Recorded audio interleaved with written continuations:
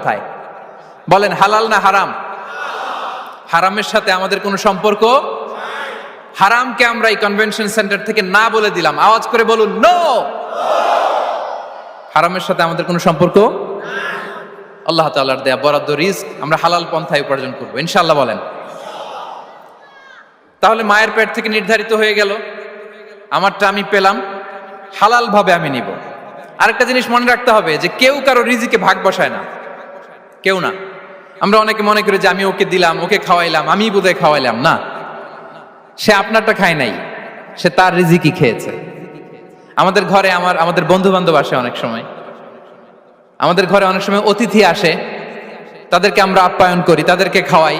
আসলে সে আমারটা খায় না, সে কারটা খায়? তার নিজেরটাই খায়। বিষ্ণু ইসলাম এটা খুব সুন্দর করে বলেছেন। ওনার কাজিন চাচাতো ভাই আব্দুল্লাহ ইবনে আব্বাসকে একদিন অনেক নাসিহা করছিলেন। করতে করতে এক পর্যায়ে তিনি বললেন, ওয়া আলাম, ইবনে আব্বাসকে বলছেন, ওয়া আলাম আন্না মা আসাবাকা লাম ইয়াকুন লিইখতিআক ওয়া মা আখতাআকা লাম ইয়াকুন লিইউসিবাক। আব্দুল্লাহ, জেনে রেখো, যেটা তুমি পাওয়ার এটা তুমি কোনোদিন হারাবা না। যেটা তোমার হওয়ার কথা ছিল ওটা তুমি কোনোদিন মিস করবা না। আর যেটা তুমি পাওয়ার কথা না, গোটা বিশ্বের সব শক্তিকে হাতের মুঠোয় আনলেও সেটার দেখা তুমি পাবে না, পাবে না। ওয়া আলাম আন্নামা আসাবাকা লাম ইয়াকুন লিইখতিআক ওয়া মা আখতাআকা লাম ইয়াকুন লিইউসিবাক রুফিআতিল আকলাম ওয়া জাফফাতিস সুহুফ। আব্দুল্লাহ, রিজিক নিয়ে চিন্তিত হয়ো না, রিজিক নিয়ে পেরেশান হয়ো না। প্লে ইউর রোল, রিজিক ইজ ফিক্সড। যেটা তুমি পাওয়ার তুমিই পাবা, যেটা তুমি পাওয়ার কথা না, চেষ্টা করেও সেটা তোমার কাছে আসবে না। সম্মানিত সুধী, এ পর্যায়ে আমরা জানবার চেষ্টা করব যে কিসে রিজিক বাড়ে, কি করলে রিজিকে ভরপুর বারাকা হয়, রিজিকের চাবিকাঠি কোথায়, কোন পথে চললে রিজিকে ভরপুর বারাকা হবে, আমার জীবনে বরকত নেমে আসবে রিজিকে। এটা জানতে মনে যাচ্ছে না আমাদের?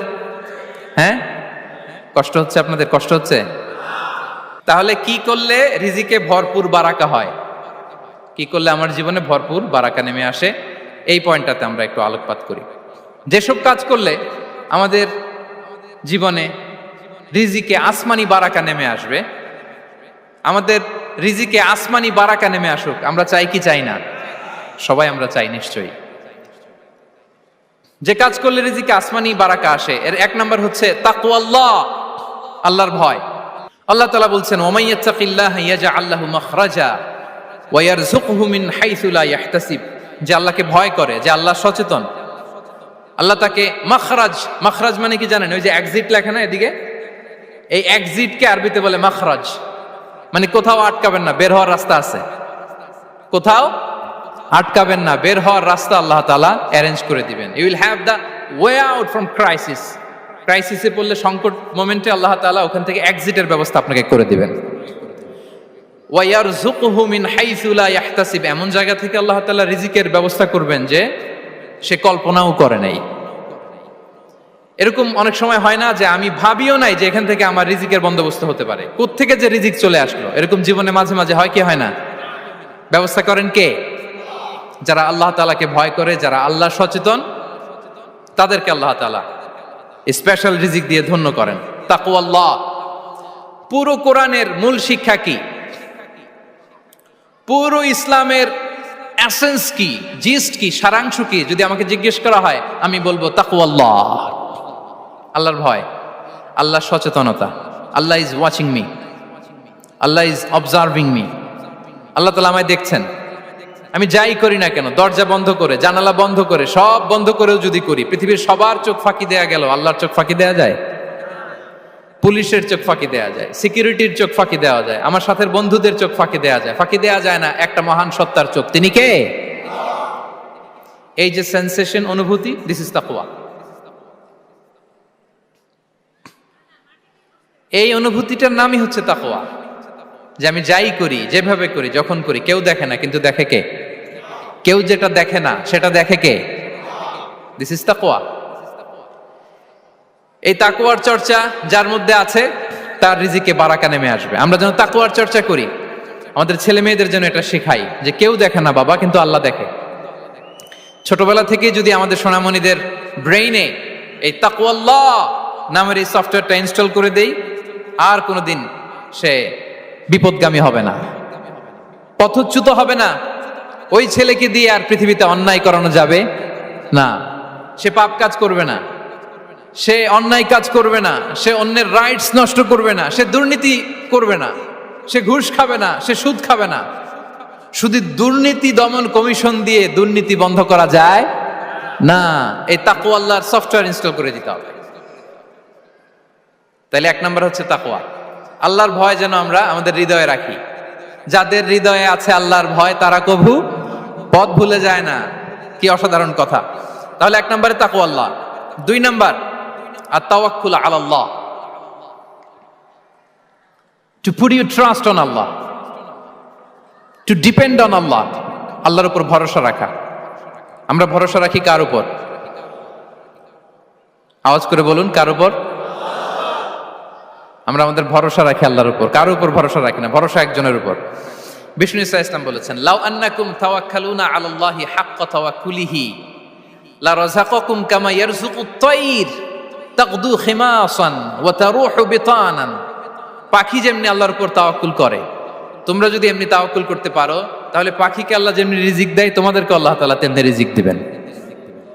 পাখি কি করে ভাই?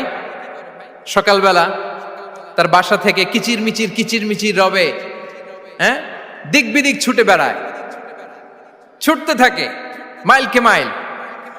আবার বিকেল বেলায় গধূলি লগ্নে তার বাসায় এসে ফিরে আসে। ওই পাখিটাকে আল্লাহ তাআলা উদর পূর্তি করে তার নিড়ে ফিরিয়ে দেয়। তাহলে ইসলামে পাখিকে তাওয়াক্কুলের মডেল হিসেবে উপস্থাপন করা হয়েছে। কাকে? পাখিকে। এবার খেয়াল করে দেখেন তো, পাখি কি করে? সকালবেলা ঘরে বসে বসে তাওয়াক্কুল করে নাকি? কথা কি বুঝতেছেন? পাখি তার নিড়ে বসে হাত গুটিয়ে আল্লাহর উপর তাওয়াক্কুল করে, এরকম না? এই হাদিস থেকে কি বোঝা গেল? কিভাবে করে বলতে হবে, বলেন তো একজন সাহস করে। কিভাবে করে? বের হয়ে যায়, রিজিকের সন্ধানে সে বের হয়ে যায়, দিক বিদিক ছুটে বেড়ায়। বিকেল বেলা ওদর পূর্তি করে আল্লাহ তাআলা পাখিটাকে নিড়ে ফিরিয়ে দেয়। সো পাখিকে তাওয়াক্কুল হিসেবে, তাওয়াক্কুলের মডেল হিসেবে বিষ্ণু ইসা ইসলাম সেট করলেন এজন্য যে পাখি তার রোলটা প্লে করে, তারপরে সে রিজিক পায়। এটা হচ্ছে রিজিকের এসেন্স, যে আমাদের রোলটা আমাদের প্লে করতে হবে, আমাদেরকে আমাদের চেষ্টাটুকুন করতে হবে, তারপরে আল্লাহ তাআলার উপর আমরা ভরসা করব। ইসলামে তাওয়াক্কুল is always at the second stage. The first stage is your role, your effort, your precaution, তারপরে হচ্ছে তাওয়াক্কুল। তাহলে বলেন, ইসলামে আগে তাওয়াক্কুল না পরে তাওয়াক্কুল? পরে। ইকিলহা সুম্মা তাওয়াক্কাল আলাল্লাহ।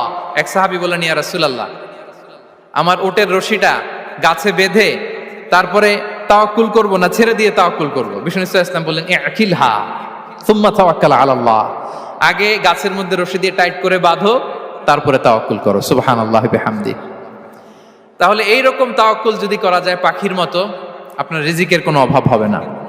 কিন্তু আমাদের সমস্যা যেটা, প্রিয় ভাই এবং বোনেরা, আমরা আমাদের অলসতা, অপারগতা, আমাদের কি বলবো, হীনমন্যতা, আমাদের কর্মহীনতাকে তাওয়াক্কুল বানিয়ে নিয়েছি।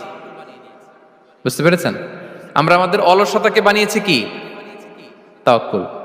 আমাদের কর্মহীনতাকে বানিয়েছি কি?